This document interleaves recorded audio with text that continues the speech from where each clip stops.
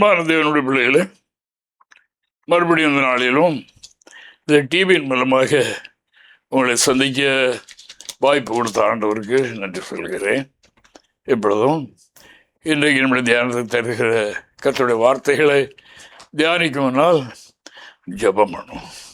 ஆண்டவரே ஸ்தோத்திரப்பா, உண்மை அழைக்கிறோம். எங்கள் ஆண்டவர் ஆய் தேவனே சோதனையா, சோதரத்தோடு கூடிய விண்ணப்பத்தினாலும் வேண்டுதலினாலும் உமக்கு தெரியப்படுத்துகின்றோம். கர்த்தாவே சோகம் வாரும். கர்த்தாவே இந்த வார்த்தைகளை ஆதிவனே நேர் எடுத்துரைக்க கிருபைதாரும். ஆசீர்வதி கேட்கின்ற உள்ளங்களுக்கு நன்மையும் ஆசீர்வாதமும் உண்டாகட்டும். கிருபை செய்யும் சுவாமி. உங்களுடைய வார்த்தை ஜீவனாக இருக்கிறபடினால் அது மக்களிலே பலன் செய்யட்டும். ஆசீர்வதியும் கிருபையாக சுவாமி. இயேசுவின் நாமத்தில் ஜெபிக்கிறோம் பிதாவே, ஆமென். அன்பான தேவனுடைய பிள்ளைகளே, ஆண்டவராகிய தேவன் சகலவற்றையும் படைத்துவிட்டு மனிதனை படைக்கிறதற்கு முன்னால் அவனுக்கு வேண்டிய எல்லாவற்றையும் படைத்துவிட்டு 6வது நாள் மனிதனை உருவாக்கினார் என்று சத்தியவேதம் சொல்கின்றது. ஆண்டவருக்கு மகிமை. அப்போ இந்த 5 நாளும் மனிதனுடைய தேவைகள் எல்லாம் சந்தித்தார். அதை மனிதன் பெற்றுக்கொள்ள வேண்டும்.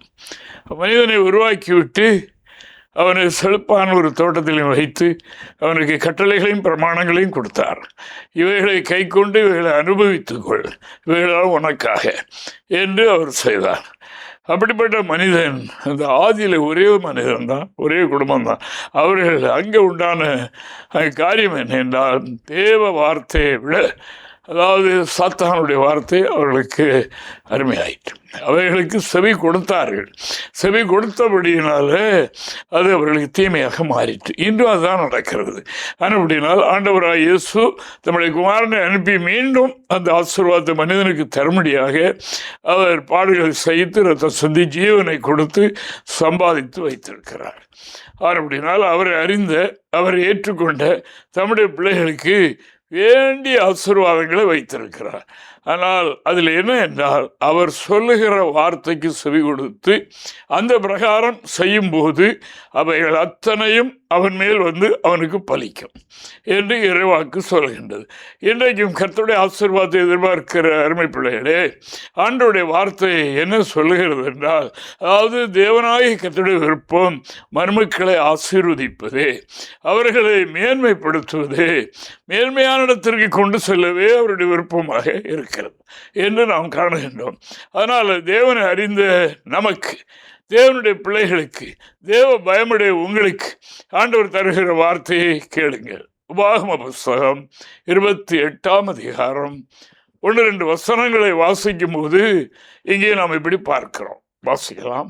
இன்று நான் உனக்கு விதிக்கிற உன் தேவனாகிய கர்த்தருடைய கட்டளைகளின்படி எல்லாம் செய்ய நீ கவனமாய் இருக்கும்படிக்கு அவர் சத்தத்திற்கு உண்மையாய் செவி கொடுப்பாயானால் உன் தேவனாகிய கர்த்தர் பூமியில் உள்ள சகல ஜாதிகளிலும் உன்னை மேன்மையாக வைப்பார். நீ உன் தேவனாகிய கர்த்தரின் சத்தத்திற்கு செவி கொடுக்கும் போது இப்பொழுது சொல்லப்படும் ஆசீர்வாதங்கள் எல்லாம் உன்மேல் வந்து உனக்கு பலிக்கும். போதும். தேவனுக்கு மகிமை.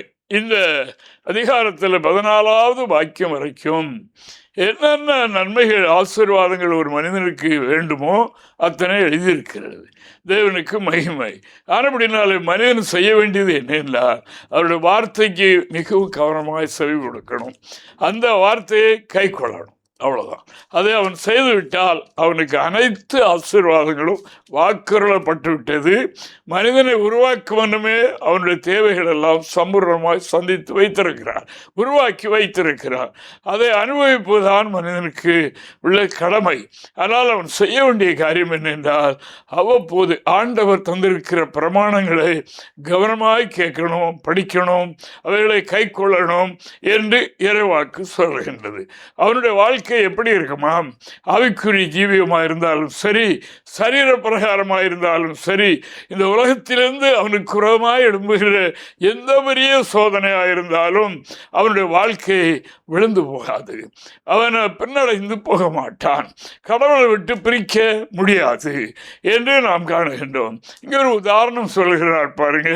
என்னிடத்தில் வந்து என் வார்த்தைகளை கேட்டு அதன்படி செய்கிறவன் யாருக்கு ஒப்பாயிருப்பான் என்று நீங்கள் அறிய வேண்டும் என்று எழுதுகிறார். லூக்கா 6ஆம் அதிகாரம் 46 முதல் 49 வரைக்கும் உள்ள வசனங்களை வாசிக்கும் போது அடிக்கடி வாழ்க்கையில், அதாவது பின்மாற்றம் அடிக்கடி வீழ்ச்சி இல்லை செய்கிற, அதாவது கைம்பிராசங்களை தோல்வி இப்படியெல்லாம் வருகிறதே நாம் காணுகின்றோம். அதற்கு என்ன செய்யணுமா? வார்த்தைகளை கேட்பது மட்டுமல்ல, அதன்படி செய்யணும். வாசிங்க. என்னை ஆண்டவரே என்று நீங்கள் சொல்லியும் நான் சொல்லுகிறபடி நீங்கள் செய்யாமற் போவது என்ன? என்னிடத்தில் வந்து என் வார்த்தைகளை கேட்டு அவைகளின்படி செய்கிறவன் யாருக்கு ஒப்பாயிருக்கிறான் என்று உங்களுக்கு காண்பிப்பேன். ஆழமாய் தோண்டி கற்பாறையின் மேல் அஸ்திபாரம் போட்டு வீடு கட்டுகிற மனுஷனுக்கு ஒப்பாயிருக்கிறான். பெருவெள்ளம் வந்து நீரோட்டும் அந்த வீட்டின் மேல் மோதியும் அதை அசைக்க கூடாமற் போயிற்று. ஏனென்றால் அது கண்மலையின் மேல் அஸ்திபாரம் போடப்பட்டது. இது கடவுளுடைய வார்த்தையை கவனமாய் கேட்டு அதன்படி செய்கிறவர்களுடைய வாழ்க்கை இப்படித்தான் இருக்குமா? தேவனுக்கு மகிமை. இந்த உலகத்தில் மனிதன் வாழும் வரைக்கும் மாற்றி அவனுக்கு புயல் போன்ற பலவிதமான சோதனைகள் வந்து அணுகும். உலக பிரகாரமாக இருக்கிற மக்களையும் கூட அவர்கள் செய்கிற கைம்பிராசங்களை நஷ்டப்படுத்த, அதாவது சாத்தானுடைய வேலை என்றால் மக்களை வேதனைப்படுத்தணும், அவனை கஷ்டப்படுத்தணும், அவனை பலகீனப்படுத்தணும் என்பதுதான். அவனை அனுதினமும் அவனை துன்பப்படுத்தணும். ஆண்டு சுத்தம் அதுவல்ல, மனிதன் நன்றாக இருக்கணும், ஆசீர்வாதமாக இருக்கணும். இந்த உலகத்தில் மட்டுமல்ல, அவனுக்கு நித்திய காலமாக வாழக்கூடிய ஒரு வாழ்க்கையும் ஏற்பாடு பண்ணி வைத்திருக்கிறார். அதற்கு அவன் செய்ய வேண்டிய காரியம், அதற்கு என்ன செய்ய வேண்டும் என்று ஆண்டவர் சொல்லியிருக்கிற வசனங்களை, வார்த்தைகளை கவனமாய் கேட்டு, எப்படியோ அப்படி என்று இல்லை, பாதி அங்கேயும் பாதி இங்கேயும் கவனமாய், அதிலே அவன் கவனமாய் கேட்டு ஒன்றும் விடாமல் செய்வானால் அவனுடைய வாழ்க்கை எப்படி இருக்கும்? கற்பாறையின் மேலே ஆழமாய் தோண்டி அஸ்திபாரம் போட்டு கட்டிய வீட்டை போல அது உறுதியாக இருக்கும்.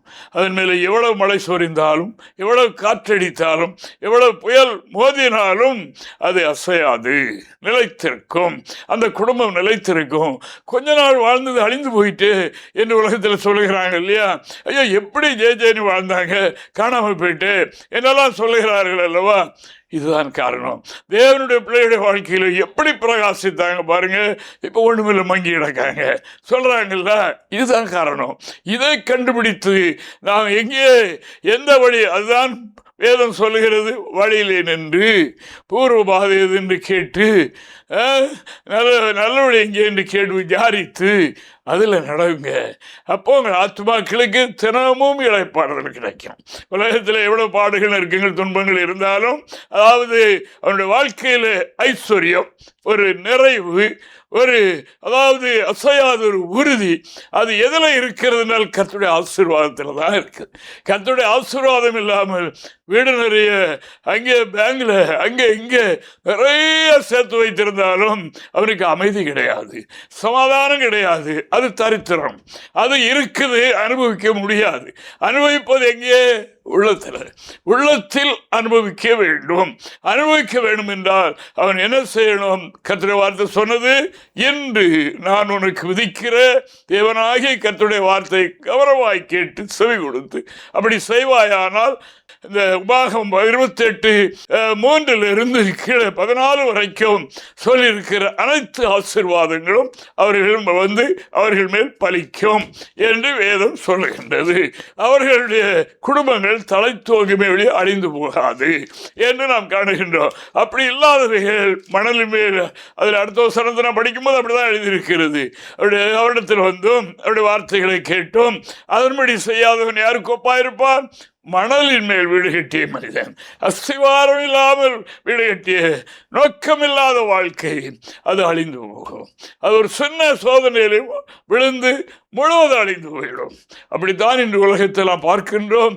சில பகுதிகளுக்கு போனால் என்று வாழ்ந்த பெரிய பெரிய ஜமீன்கள் கட்டிய வீடுகள்லாம் பாழடைந்து கிடக்கிறது. கேட்டால் வாழ்ந்தார்கள், ஒன்றுமில்லை, பிள்ளைகளெல்லாம் பிச்சை எடுக்கிற மாதிரி இருக்காங்க இப்போ என்று சொல்கிறத நாம் கேள்விப்படுகின்றோம். ஆனால் கர்த்தருடைய பிள்ளைகளே, உங்களுக்கு இம்மைக்குரிய காரியங்கள் மட்டுமல்ல, அதாவது மர்மைக்குரிய காரியத்திலேயும் நீங்கள் மென்மேலும் மென்மேலும் மென்மேலும் பிரகாசித்து ஆதி பரிசுத்தவான்களைப் போல அவருடைய ஓட்டம் அப்படி முடிய, அதாவது அநேகருக்கு வெளிச்சம் கொடுத்து அவள் மறைந்து போக இருக்கும். ஆனபடியினால் இன்று சொல்கிற கர்த்தருடைய வார்த்தை என்னவென்றால், கர்த்தருடைய வார்த்தைக்கு கவனமாக செவி கொடுக்கணும். கேட்ட வார்த்தையை அறிந்தவர்களை கை கொள்ளணும். அவைகளை எந்த வகையிலும் விட்டுவிடக்கூடாது. அவர்கள் அசைய மாட்டார்கள் என்று வேதம் சொல்கிறது. அந்த ஆசீர்வாதம் என்னத்தை கொடுக்கும்? ஐஸ்வர்யத்தை கொடுக்கும். அந்த ஐஸ்வர்யம் எங்கே கொடுக்கும்? இருதயத்திலே கொடுக்கும். அதுதான் ஐஸ்வர்யம். அந்த ஒன்றுதான் ஐஸ்வர்யம். இருதயத்தில் மகிழ்ச்சி மகிழ்ச்சியா இருக்கிறார்கள் அல்லவா, அதுதான் ஐஸ்வர்யம். வாசிக்கலாம் நீதிமொழிகள் 10ஆம் அதிகாரம் 22வது வாக்கியத்தை நான் படிப்போம். கர்த்தரின் ஆசீர்வாதமே ஐஸ்வர்யத்தை தரும், அதனோட அவர் வேதனையை கூட்டார். தேவனுக்கு மகிமை. சாத்தான் கொடுக்கிற சில ஐஸ்வர்யங்கள் மாதிரி உண்டு. அதில் வேதனை வேதனை வேதனை வேதனை வாழ்க்கையில். ஆனால் கர்த்தருடைய ஆசீர்வாதம் என்று ஒன்று இருக்கிறது. அதனுடைய வார்த்தைக்கு செவி கொடுத்து வார்த்தையை கை கொள்ளுகிறவர்களுக்குரிய ஆசீர்வாதம். அந்த ஆசீர்வாதத்தில் வேதனை இல்லை என்று இறைவாக்கு சொல்கின்றது. அதில் மகிழ்ச்சி. அவர்கள் மகிழ்ச்சியா ஒன்று இல்லாமல் இருந்தாலும் மகிழ்ச்சியா இருப்பாங்க. எப்பொழுதும் கலிகூர்ந்து கொண்டே தான் இருப்பாங்க. அவருடைய முகம் எப்பொழுதும் பிரகாசிக்கிற சூரியனை போல் தான் இருக்கும். தேவனுக்கு மகிமை உண்டாவதாக. சத்தத்தை கேட்கின்ற அருமையானவர்களே, வேதாகமும் நம்முடைய கையில் இருக்கிறதா? வீட்டில் ஆளுக்கு ஒரு வேதாகமும் இருக்கிறதா? எக்ஸ்ட்ராவும் இருக்கிறதா? அந்த வேதத்தில் என்ன எழுதியிருக்கு என்று கவனியுங்கள். தேவனுக்கு மகிமை. அந்த வார்த்தையை நீங்கள் கவனமாய் பார்த்து அதன்படி செய்யுங்கள். இல்லை, நீங்கள் பிரசங்கிக்கும் போது கேட்கிறீர்களா? அவைகளின்படி செய்யுங்கள். அதை கவனமாய் கேளுங்கள். ஆலயத்தில் இருக்கும்போதே வீட்டு ஞாபகம் வேண்டாம். உங்களுடைய பிரச்சனைக்குரிய ஞாபகங்கள் வேண்டாம். நீங்கள் கர்த்தருடைய வார்த்தைக்கினராய் மனதை செலுத்துங்கள். அப்பொழுது உங்களுடைய வாழ்க்கை ஸ்ட்ராங்காக, உறுதியாக அது இருக்கும், கட்டியாக இருக்கும். அதில் எவ்வளவு மோதினாலும் சரி அப்படியே தான் இருக்கும். அதில் ஒரு இஞ்சியும் பழுதடையாது என்று வேதம் சொல்கின்றது. அதுக்கு தான் இங்கே தாவீது ராஜா அதாவது திருஷ்டாந்தமாக அருமையாக எளிமையாக ஒரு வார்த்தையை சொல்லுகிறார். உலகத்தில் மனிதனுக்கு திராட்சரசம், தானியம், ஐஸ்வர்யங்கள் நிறைய இருக்கலாம். அதில் ஒரு சந்தோஷம் அவனுக்கு இருக்கிறது போல் இருக்கலாம். அதை விட சந்தோஷம் எனக்கு இருக்கிறது என்று அவர் சொல்லுகிறார். எனக்கு எப்படி இருக்கிறது? அவருடைய வார்த்தைக்கு நான் அடங்குவேன். அவருடைய வார்த்தையை வாய் திறந்து என்று திறந்து உட்கொள்வேன். இப்படியெல்லாம் செய்வேன். அந்த வார்த்தைகளை நான் கை கொள்கிறபடினால், என் தேவனுக்கு துரோகம் செல்லாமல் வாழ்ந்தபடினால் என்னுடைய சந்தோஷம் எப்படி இருக்கிறது? சங்கீதம் 4ஆம் சங்கீதம் 7வது வாக்கியத்தை நான் படிக்கலாம். அவர்களுக்கு தானியமும் திராட்சரசமும் பெருகிருக்கிற காலத்தின் சந்தோஷத்தை பார்க்க அது ஒரு சந்தோஷம், அற்ப சந்தோஷம். தானியம் குறைய சந்தோஷம் போயிடும். பேங்கில் பணம் குறைய சந்தோஷம் போயிடும். அதாவது ஒரு வஸ்திரத்தை புதிதாக கட்டின ஒரு சந்தோஷம் பழமையான போயிடும். எல்லாம் போய். ஆனால் இந்த சந்தோஷம் அப்படி இல்லை. அவர்களுக்கு தானியமும் திராட்சரசமும் பெருகியிருந்த காலத்தில் இருந்த சந்தோஷத்தை பார்க்கலாம். அதிக சந்தோஷத்தை என் இருதயத்தில் தந்தீர். எங்கே தந்தார்? அந்த ஐஸ்வர்யம் இருதயத்தில் தந்தார். அதான் ஐஸ்வர்யம். தேவனுக்கு மகிமை. அதான் கர்த்தர் கொடுக்கிற ஐஸ்வர்யம். அல்லேலூயா. அவர் இம்மைக்குரிய இந்த திரளான ஐஸ்வர்யத்தை தருகிறதை விட ஆபிரகாம் போன்ற பரிசுத்தவான்களுக்கு அது இருந்தது. அவர்களுடைய எண்ணங்கள் எல்லாம் தேவனாகி கர்த்தர் கட்டி கொண்டிருக்கிற அந்த நித்திய வீட்டை குறித்து தான் இருந்தது. இந்த அவருக்கு பெரிய ஜமீன், மாட்டு மந்த வேலைக்கார வேலை நிறைய இருந்து அதுல இல்லை. அவர் இருக்கிற வீடு கூட ஒரு கூடாரம், குடிசை மெல்ல கூடாரம். தேவனுக்கு மகிமை. இந்த கான்ட்ராக்ட் பேசுகிறாங்க, முளை அடித்து கட்டிட்டு வேலை முடிஞ்சு பிடிங்கிட்டு போவாங்க. அதே மாதிரிதான் பரிசுத்தவான்கள் எல்லாம் அவர்கள் இந்த சந்தோஷத்தில் மகிழவில்லை. இது தேவன் கொடுத்த ஆசீர்வாதம் என்று அவர்கள் எண்ணவும் இல்லை. இதெல்லாம் அழிந்து போகிறது, மாறி போகிறது. இதை என்ன இல்லை, நாம் தான் இவ்வளவு நாள் இதை அனுபவிக்க போகிறோம். நம்முடைய நாட்கள் என்ன? அதுதான் பக்தன் சொன்னார், ஆண்டவரே என்னுடைய நாட்களை எண்ணும் அறிவு எனக்கு தாரும். அந்த அறிவோடு நான் உலகத்தில் வாழணும். அதாவது என்னுடைய நாள் தான் எவ்வளவு, எண்ணக்கூடிய நாள் தானே என்று அவர் அப்படி ஆழமாக அறிந்திருக்கிறாங்க. தேவனுக்கு ஸ்தோத்திரம் உண்டாவதாக. ஆனபடினால அந்த உலகத்தாருக்கு இருக்கிற அந்த ஐஸ்வர்யத்தில் உண்டான சந்தோஷத்தை பார்க்கலாம் அதிகமான சந்தோஷத்தை என் தேவனாகிய கர்த்தர் என்னுடைய இருதயத்தில் தந்தார் என்று அவர் சொல்லுகின்றார். அதான் ஐஸ்வர்யம், அதான் வேதனை இல்லாத ஐஸ்வர்யம், அதான் தேவன் கொடுக்கின்ற ஐஸ்வர்யம் என்று நாம் காணுகிறோம். உலகத்தாரே சொல்லுவாங்க, இப்போ முகத்தில் என்ன ஐஸ்வர்யமாக இருக்கீங்க என்று சொல்லுவாங்கல்ல. என்ன ஐஸ்வர்யமாக இருக்கீங்க? கடவுள் உங்களுக்கு இந்த ஐஸ்வர்யத்தை தந்திருக்கிறாரு, எங்களுக்கு எல்லாம் குறைவில்லாமல் இருக்குது, ஆனால் இப்படி அனுபவிக்க முடியவில்லையே. அந்த சந்தோஷ ஐஸ்வர்யம் எங்களுடைய உள்ளத்தில் இல்லையே. வீட்டிலையும் பேங்கிலும் தானே இருக்குது, என்னுடைய உள்ளத்தில் அந்த ஐஸ்வர்யம் இல்லை, அதனால மகிழ்ச்சி இல்லை என்று எண்ணத்தக்கதாக மக்கள் வாழுகின்றார்கள் என்று இறைவசனம் சொல்லுகின்றது. அப்படினால் கேளுங்கள் அருமையானவர்களே, அதாவது கர்த்தருடைய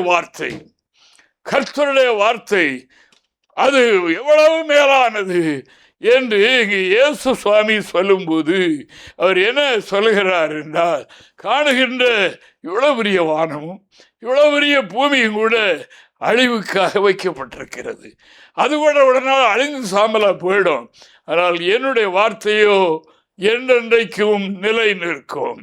வார்த்தையில என்ன சொல்லியிருக்கிறதோ அது நிறைவேறி முடியும். அந்த வார்த்தை மாறாது. அதன் மேல் நம்பிக்கை வைத்தா, அந்த வார்த்தையை உட்கொண்டு, அந்த வார்த்தையை கை கொண்டு அமிதமாக கர்த்தருடைய வேதத்தை பற்றி கொண்டால், பக்தன் சொன்னது போல உன்னுடைய வேதம் என் மனமகிழ்ச்சியாக இராவிட்டால் துக்கத்தில் அமிழ்ந்து போயிருப்பேன் என்ற பிரகாரம், அதாவது அவர்களுக்கு உலகத்தில் பாடுகள் வந்தால் அந்த வேதம் அவர்களை மகிழ்ச்சி விட்டுகிறது. தேவனுக்கு ஸ்தோத்திரம். இந்த வாக்குத்தத்தம் அவர்களை அதாவது ஊக்குவிக்கிறது, பலசாலிகளாக மாற்றி விடுகின்றது என்று இறைவசனம் சொல்லுகிறது. தேவனுக்கு மகிமை. ஆனபடினால் அன்பான தேவனுடைய பிள்ளைகளே, வார்த்தைக்கு கவனமாய் செவி கொடுத்து அப்படி நீங்கள் செய்வீர்களானால் உங்களுக்கு இவ்வளவு ஆசீர்வாதமும் உண்டு. நீங்கள் முதலாவது தேவனுடைய ராட்சியத்தையும் அது நீதியும் தேடுங்க. இதை தேடாதீங்க. இது உங்களுக்கு ஏற்கனவே வைத்தாகிவிட்டு 5 நாளும், அதாவது மனிதனுக்குரிய என்னென்ன வேண்டுமோ அவ்வளோத்தையும் படைத்து அவ்வளோத்தையும் உருவாக்கி விட்டு தான் 6ஆவது நாள் மனிதனை சிருஷ்டித்தார். தேவனுக்கு மகிமை. அவனுக்கு வேண்டிய அவனை வெறுமையாக உருவாக்கி வைத்து அப்படி வைத்து வேடிக்கை பார்க்கல.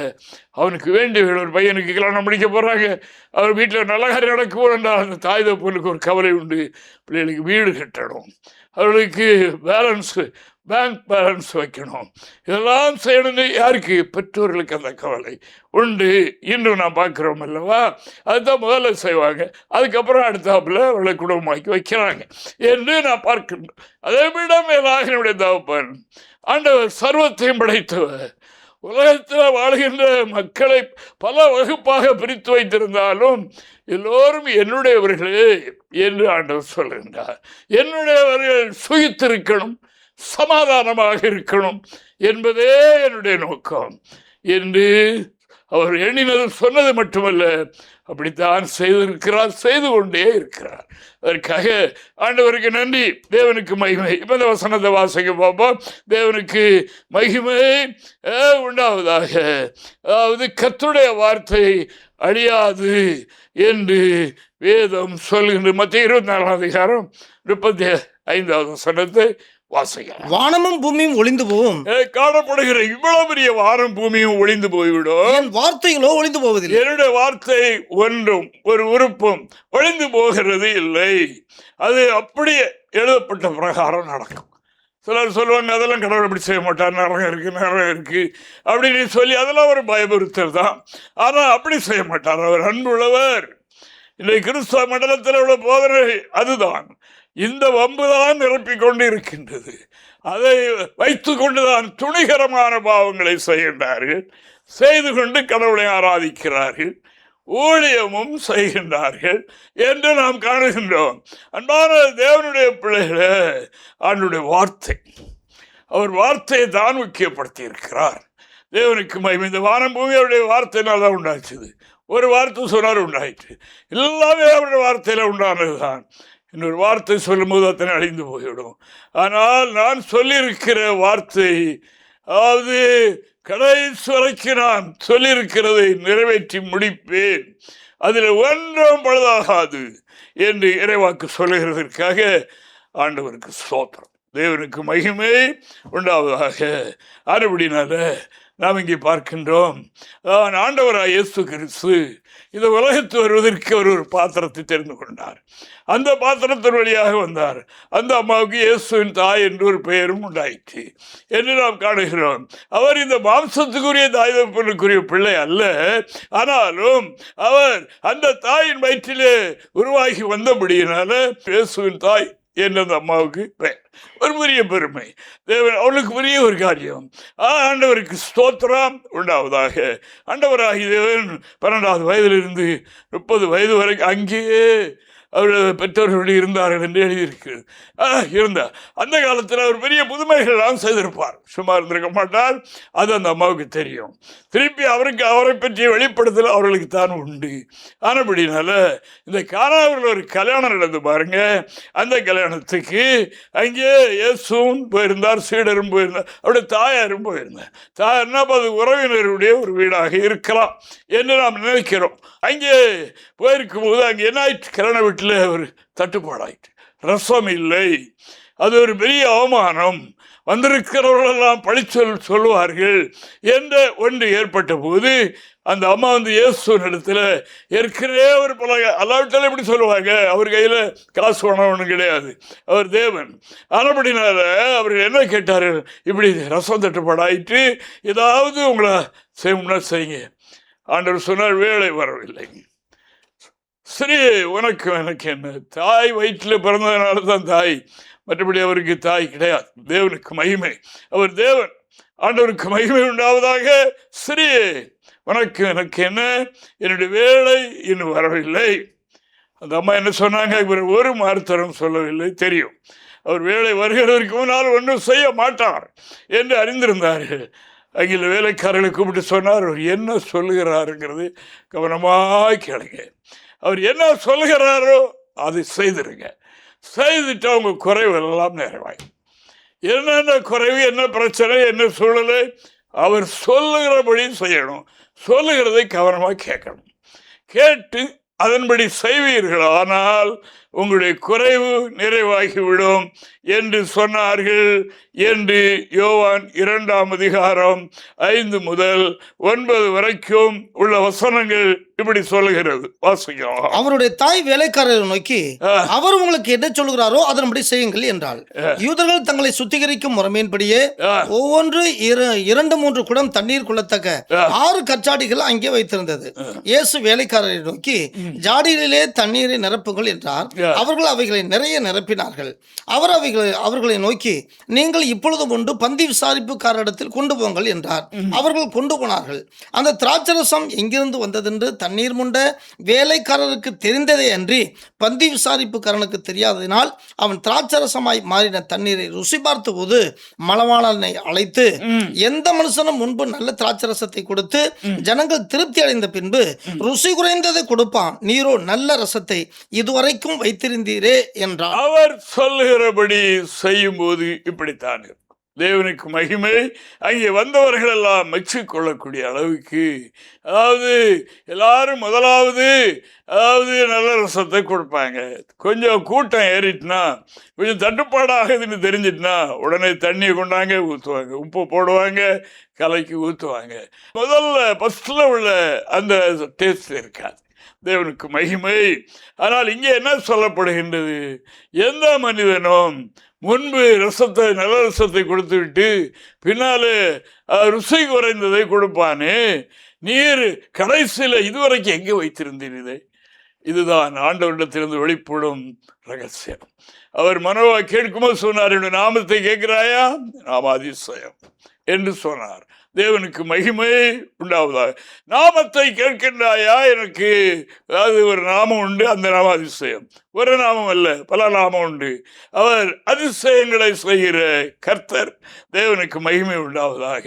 அப்படின்னா அன்பானவர்களே, அந்த அம்மா சொன்னார்கள், அவர் சொல்கிறபடி செய்ய, வேற ஒன்றும் செய்யாதங்க, வாயை பார்த்துக்கிட்டே இருங்க, என்ன சொல்ல போறான்னு சொல்லிட்டாரா, அது அப்படி சரி. அந்த வேலைக்காரர்களும் அவ்வளவு கீழ்ப்படிதலும் அவ்வளவு ஒரு பக்தியுள்ளவர்களாக இருந்திருக்கிறாங்க.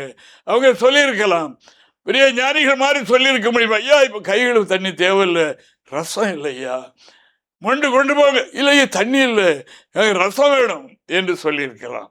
ஒன்றும் சொல்லவில்லை. கற்சாடி நிரப்புங்கள், நிரப்பியாச்சு. மொண்டு கொண்டு போய் பந்தி சுவாரி கொடுங்க, கொடுத்தாச்சு. இப்போ அங்கே பரிமாறப்படுகின்றது ருசியுள்ள ரசமாக மாறி. தேவனுக்கு மகிமை.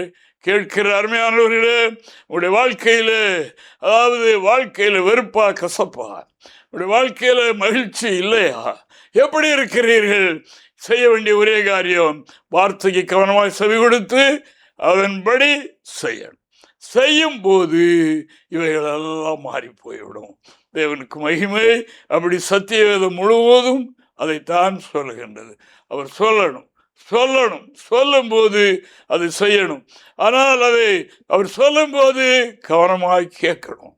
கவனமாய் அதை கேட்டு அப்படியே புள்ளி மாறாமல் செய்தால் அவைகள் தண்ணீர், ருசி இல்லாத பச்சை தண்ணீரும் திராட்சரசமாக மாறியது போல உடைய வாழ்க்கையில் இருக்கிற எல்லா கசப்புகளும் நீங்கி போடும். உடைய வாழ்க்கையில் இருக்கிற துக்கங்கள், தொல்லைகள் எல்லாம் மாறி போய்விடும். ஆசீர்வாத குறைவுகள் மாறி போய்விடும். ஆவிக்குரிய ஜீவத்தில் ஸ்டாண்ட் பண்ண முடியவில்லையா, வார்த்தையை கைக்கொள்ள, எங்கே எந்த வார்த்தையை விட்டோம், எந்த வார்த்தையை கைக்கொள்ள வேண்டும் என்கிறதை கவனமாக கேட்டு படித்து அறிந்தவைகளை செய்யுங்கள். அப்பொழுது இவைகளெல்லாம் மாறிவிடும். அதாவது ருசியுள்ள ரசத்தை போல வாழ்க்கையும் மாறிவிடும் என்பதை உங்களுக்கு அறிவித்துக் கொள்கின்றேன். தேவனாகிய கர்த்தர் அப்படி செய்வாராக. அல்லேலூயா. தேவனுடைய ராஜ்யம் புசிப்பும் குடிப்பும் அல்ல, அது நீதியும் சமாதானமும் பரிசுத்தாவினர் உண்டாகிற, அது இங்கே தேவனுடைய பிள்ளைகளுக்கு தருவதற்கு, அதை பூர்ணமாய் தருவதற்கு ஆண்டவர் விரும்புகின்றார். பரலோக ராஜ்யம் துக்கம் நிறைந்த இடம் அல்ல, அழகு நிறைந்த இடம் அல்ல, தரித்திரமான இடம் அல்ல, பூரணமாய் அனுபவிக்கிற ஒன்று. இந்த ஒரு வாக்கியத்தை வாசித்து விடலாம். ரோமர் 14ஆம் அதிகாரம் 17வது வாக்கியத்தை வாசிக்கலாம். தேவனுடைய ராஜ்யம் புசிப்பும் குடிப்பும் அல்ல, அது நீதியும் சமாதானமும் பரிசுத்தாவினால் உண்டாகும் சந்தோஷமாய் இருக்கிறது. அந்த ஐஸ்வர்யம், அந்த ஐஸ்வர்யத்தை கர்த்தர் வைத்திருக்கிறார். அதுதான் அங்கே அந்த ஐஸ்வர்யத்தினுடைய ஒரு நிழல், ஒரு எபெக்ட் தான் இங்கே இப்போ நம்ம கிரியை செய்கிறது. அது முழுமை அல்ல, முழுமை அங்கேதான் இருக்கிறது. அதை அனுபவிக்க போகிறோம். அது மகிழ்ச்சி, சமாதானம், கழிவுறுதல், துக்கம், அழுகை, நெருக்கடி, தரித்திரங்கள் கிட்ட வர்ற தேசம். அதை அனுபவிக்க அழைக்கப்பட்டிருக்கிறோம். அருமையானவர்களே, பூமியில் வாழ்கின்ற வரைக்கும் சத்தத்தை கவனமாக செவி கொடுங்கள், கொடுப்போம், கொடுத்து அதன்படி செய்வோம். வாழ்க்கை அசையாமல் உறுதியாக எந்த சூழலிலேயும் எதிர்நீச்சல் போடுகிறது போல நம்முடைய வாழ்க்கையை கர்த்தர் நடத்துவார். கர்த்தர் இந்த வார்த்தைகளை ஆசீர்வதிப்பாராக. கர்த்தருடைய கிருபை உங்களோடு இருப்பதாக. ஜெபிப்போம். ஆண்டவரே, உனக்கு நன்றியப்பா. கிருபை என்னதா கர்த்தாவுடைய வார்த்தைகளை நாங்கள் கவனித்தோம். ஆமென். கர்த்தா, உண்மையாகவே எங்கள் ஆண்டவருடைய வார்த்தை வல்லமை உள்ளது. நாங்கள் பார்க்கிற இன்னும் பார்க்காத எத்தனையோ எல்லாமுடைய சொல்லினாலே உருவானது. கர்த்தாவே, இது கூட ஒரு நாள் அழிந்து போய்விடுவது, ஆனால் உடைய சொல் அழியாது. அது நிறைவேறியே தீரும், அத்தனை நிறைவேறும் என்பதை நாங்கள் அறிந்திருக்கிறோம். இந்த வார்த்தையை அநேகர் கேட்டிருக்கிறார்கள். அவருடைய உள்ளங்களில் இது ஆழமாய் பதிந்து கர்த்தாவே பலமாக கிரியை செய்யட்டும், அவர்கள் அதை அனுபவிக்கட்டும். அந்த பிரகாரம் செய்து இப்படிப்பட்ட ஆசீர்வாதத்தை பரலோகத்தில் வைத்திருக்கிற முழுமையான ஆசீர்வாதத்தை இங்கே பற்றி கொள்ள கிருபை செய்ய கிருபையாரும் ஏற்று இயேசுவின் மூலம் ஜெபிக்கிறோம் பிதாவே. ஆமென், ஆமென், ஆமென், ஆமென்.